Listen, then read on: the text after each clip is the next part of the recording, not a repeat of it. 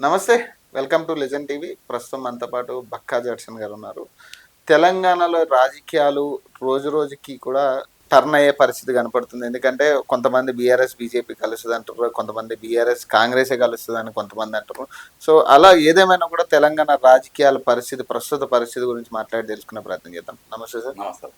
Sir, చెప్పాలి తెలంగాణ రాజకీయాలు ఒక పక్కేమో బీఆర్ఎస్, బీజేపీ కలుస్తదని కాంగ్రెస్ నుంచి విస్తృత ప్రచారం. అందులో సీఎం స్థాయి వ్యక్తే మాట్లాడుతున్నారు దాని గురించి. ఇప్పుడు బీజేపీలో బండి సంజయ్ అంటాడు కాంగ్రెస్ బీఆర్ఎస్ కలవాలి కానీ బీజేపీకి అంత సీన్ లేదు, మాతో కలిసి అంత సీన్ లేదు బీఆర్ఎస్కి అంటాడు ఆయన. మరి ఎట్లా చూడాలి దీన్ని? ఇప్పుడు తెలంగాణ నడుస్తున్నది పార్టీల మధ్య యుద్ధం, పార్టీల వాళ్ళ ఫైట్ ఏం కాదు. తెలంగాణ నడిచేది ప్రస్తుతము సిండికేట్ పాలిటిక్స్. ఈ సిండికేట్ నడుపుతున్నది ఎవరనంటే బడా కాంట్రాక్టర్లు, బడా వ్యాపారవేత్తలు నడుస్తుంది. ఈరోజు వాళ్ళ పేర్లు ఎక్కడ కూడా ప్రస్తావించారు, వాళ్ళ పేర్లు ఎక్కడ కూడా మాట్లాడారు, ఏ పార్టీ కూడా మాట్లాడారు. వీళ్ళే అట్లా మ్యాక్స్ ఫిక్సింగ్ ఇప్పించుకుంటారు. కానీ ఇప్పుడు నడిచేది ఏ పార్టీ ఏదైనా 3 పార్టీలు ఒకటే. బీఆర్ఎస్, బీజేపీ, కాంగ్రెస్, ఇటు ఉన్న సిపిఐ, సిపిఎంలు అవి తోక పార్టీలు, ఎంఐఎంతో ఒక పార్టీ ఏ రూలింగ్ ఉంటే వాళ్ళు ఎంబడిపోతారు. కాబట్టి ఈ రోజు నడిచేది సిండికేట్ పార్టీ. సిండికేట్ అంటారు అంతే. ఎంతగా బిజినెస్ మ్యాన్స్ నడిపించేది అంతే. ఇప్పుడు ఈ ముగ్గురిట్లో ఏ పార్టీ 6 పార్టీలు, 3 తోక పార్టీలు, 3 పెద్ద పార్టీలు. 6 పార్టీలలో ఎవరు కూడా మేఘా కృష్ణారెడ్డి అనేటువంటి పేరు ఎత్తారు. అవును, అది నిజం. మై హోమ్స్ రామేశ్వరరావు బిల్డింగ్లు చెరువులలో కట్టిందని చెప్పి ఆయన ఎవరు ఎత్తారు. ఇవెందుకు కూలగొడతారు కూడా ఈ 6 పార్టీలలో ఏ పార్టీ అడిగారు. వీళ్ళని నడిపేది, వీళ్ళని ఫండింగ్ చేసేది వాళ్ళిద్దరే. మరి ఇది హైడ్రా కమిషన్ అని ఒకటి పెట్టారు కదా అప్పుడు, రంగనాథ్ గారిని దానికి ఇది పెట్టిండారు. మరి అది కరెక్ట్ కాదంటారు, కరెక్ట్ గా పని చేయట్లేదు అంటారు హైడ్రా. మరి అవునబ్బా, ఇప్పుడు పెద్ద ఇప్పుడు భూజాది ఉన్నది. భూజా గురించి కానీ, అవతార్ గురించి కానీ గతంలో 2022లో రేవంత్ రెడ్డి గారు ప్రెస్ మీట్ పెట్టినప్పుడు, వర్కింగ్ ప్రెసిడెంట్ ఉన్నప్పుడు, మై హోమ్స్ తోనే నాకు ప్రాణహాని ఉంది అని చెప్పేసి కూడా ఆయన బాజాబ్తా హైకోర్టులో పిటిషన్ ఇది. మరి అలా దాని గురించి ఎందుకు మాట్లాడతలేదు? రేవంత్ రెడ్డి గారు సూటిగా ఒక ప్రశ్న అడుగుతున్నా. మై హోమ్స్ అపార్ట్మెంట్స్ కట్టినాయి, హై రైజ్ అపార్ట్మెంట్ కట్టినాయి, అన్ని కూడా నియమ నిబంధనల ప్రశ్న కట్టింది. అవి ఏడా చెరువులలో కట్టలేదా? దానికి మాట్లాడాలి. వంశీరామ్ బిల్డర్స్ చాలా పెద్ద అపార్ట్మెంట్స్ ఉన్నాయి. రాజ్ పుష్ప కన్స్ట్రక్షన్స్, వెంకటరామరెడ్డి పోటీ చేసింది. అవి మొత్తం సక్రమంగా నిర్మాణం జరిగినాయి. రేవంత్ రెడ్డి ఎక్కడ కూడా ప్రభుత్వ స్థలం కానీ చెరువులు కుంటలలో కట్టలేదా? సర్టిఫికెట్ ఇవ్వండి. ఈరోజు చిన్న వీటిపైన ఫస్ట్ నిజంగా హైడ్రా మీద చిత్తశుద్ధి ఉంటే ముఖ్యమంత్రి గారు ఫస్ట్ మున్సిపల్ మంత్రి బాధ్యత దగ్గర పెట్టుకున్న వ్యక్తి ఫస్ట్ దీని రివ్యూ మీటింగ్ జరపాలి. చెరువులల్లా మొత్తము నేను నితిన్ పైన నేను పిటిషనర్ హైకోర్టులో, అది కూలగొట్టమని కూడా ఇచ్చింది. ఫస్ట్ అసలు ఎన్ని చెరువులు ఉన్నాయి హైదరాబాద్లో రేవంత్ రెడ్డి గారు ఫస్ట్ లెక్క చెప్పాలి. ఎన్ని కబ్జాలు అయినాయి, ఏ అపార్ట్మెంట్ కట్టిండ్రు, ఆ అపార్ట్మెంట్లకు పర్మిషన్ ఇచ్చిన కమిషనర్లు ఎవరు, అలా ఉన్న స్టాఫ్ ఎవరు, రిజిస్ట్రేషన్ చేసిన రిజిస్టర్ అధికారులు ఎవరు, వాళ్ళందరినీ సస్పెండ్ చేయి. అంటే అంతకుముందు పర్మిషన్ ఇచ్చిన వాళ్ళని సస్పెండ్ చేయాలి ఫస్ట్. వాళ్ళ ఆస్తుల పైన నువ్వు ఏసీబీ రైట్లు చేయి.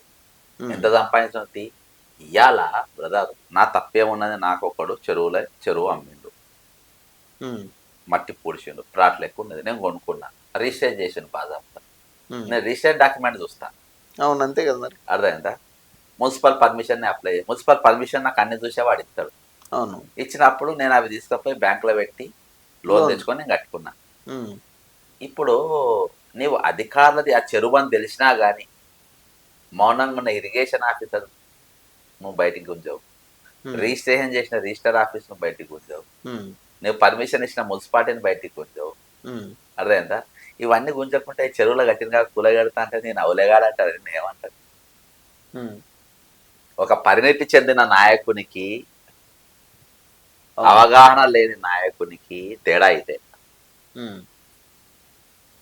రైట్.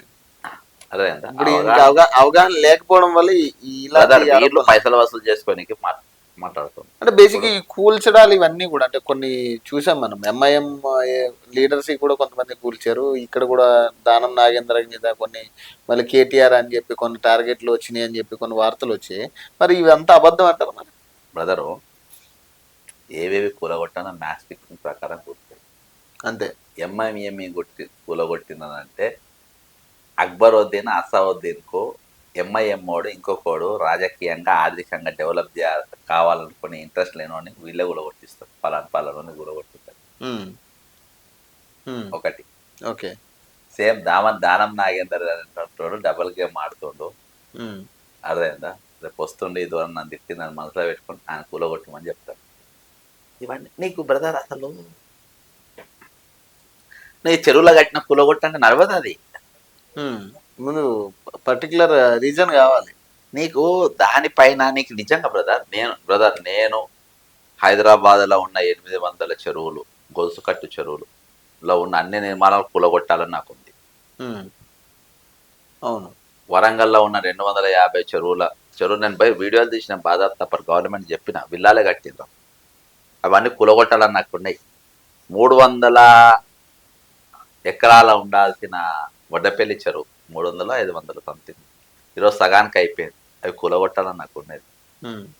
కానీ నేను అన్నీ నీకు చేయాలనుకున్నప్పుడు నేను ఇందాక చెప్పినట్టుగా దానికి ఒక సిస్టమేటిక్ వర్క్ ఉంటుంది. నీ స్కెచ్ ఏం తెలుసా?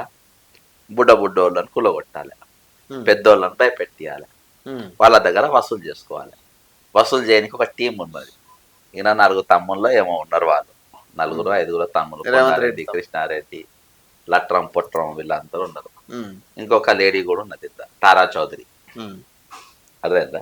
వీళ్ళందరూ ఈరోజు ప్రభుత్వం నడుపుతున్నటువంటి వ్యక్తులు. ఈరోజు తారా చౌదరి తెలుసు.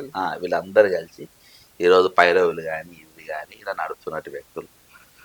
ఈ కూలగొట్టినాగానే వీళ్ళు ఉరుకుతారు, అయ్యో మా బిల్డింగ్ సంగతి ఏంటని. పెద్దోళ్ళు సెటిల్మెంట్ 100% పక్క సెటిల్మెంట్ అవుతుంది అంటారు. సెటిల్మెంట్ల కోసమే నీకు గ్రాస్ రూట్ లెవెల్ వరకు నడుస్తలేదు. సెటిల్మెంట్ కోసమే గ్రాస్ రూట్ లెవెల్ వరకు నడుస్తలేదు, పైపైన నడుస్తుంది. సెటిల్మెంట్ అనేది లేదనుకో, నిజంగా చేయాలంటే ఈ విధంగా నడుస్తుంది. నీవే ఆలోచించు బ్రదర్. అవును. అదేనా? ఈ విధంగా హైడ్రా కానీ లేకుంటే ప్రభుత్వం కానీ ఈ విధంగా చర్యలు చేపడుతుందా? లేదు. చెరువుల గట్టి కూలగొడుతుంది. లేదు. అంతేగా. కాబట్టి ఇది ఏదైతే ఉందో ఇది 100% రేపు కొంతమందిని బెదిరించి, ఇంతకుముందు సేమ్ బీఆర్ఎస్ అయ్యప్ప సొసైటీలో కొన్ని బిల్డింగ్లు కూలగొట్టి వెనుకన్ని మనిషి వెనుకెళ్ళి తర్వాత మొదటి అందరి దగ్గర వసూలు చేసుకొని లబ్ధి పొందే ప్రయత్నం. సేమ్ అదే ఫార్ములా వీళ్ళు ఈ సిండికేట్ 2 అవలంబిస్తుంది. తిట్టుకున్నాడు గిట్టుకున్నాడు అన్ని డ్రామా. జన్వాడ ఫామ్ హౌస్ కూలగొట్టదు కదా, రాసుకో. అది ఈరోజు ప్రదీప్ అనే వ్యక్తి ఎవరు? ఆ ప్రదీప్ రెడ్డితో కూడా కేసు వీళ్ళే ఇప్పిస్తారు. ఏమని వీళ్ళే ఐడియా ఇస్తారు. Ruling government Revanth Reddy idea ఇస్తారప్ప. మరి ఇదిగో కూల్ చేసిన అదిగో కూలగొట్టదు బ్రదర్. మై హోమ్స్ ఒక్కరు కూలగొడితే నేను దేనికంటే అనుకుంటా. రేవంత్ రెడ్డి నీకు దమ్ము ధైర్యం ఉంటే మై హోమ్స్ రామేశ్వరరావుకి వెళ్ళి నాకు ప్రాణహాని ఉందని నువ్వు హైకోర్టు ఓపెన్ గా చెప్పినావు. ఆయన చెరువులలో కట్టినా నువ్వు చెప్పినావు. నువ్వు దమ్ముంటే ఆయన కూలగొట్టు, నువ్వు ఒప్పుకుంటా. నువ్వు మొనగానివి, నువ్వు తీస్మార్ ఖాను అని నేను ఒప్పుకుంటా. ఫస్ట్ అక్కడి నుంచే స్టార్ట్ చేయాలి. అవును. మరి అంతే. ఆ పేరెందుకు ఎత్తుతలేవు కాబట్టి ఇదంతా ఒక డ్రామా, సిండికేట్ పాలిటిక్స్. వాళ్ళే పంపుతారు. ఎవరెవరి పంపాలో మా పార్టీలో పంపమని వాడే పంపుతారు. చెప్తారు పలానా రెడ్లను తీసుకో, ధోతి రెడ్డిని తీసుకో, పోచాన శ్రీనివాస్ రెడ్డి. అర్థమైందా? కాటికి పోయేటప్పుడు కూడా లంగ పనులు చేపిస్తారు వీళ్ళు సిండికేట్. రైట్.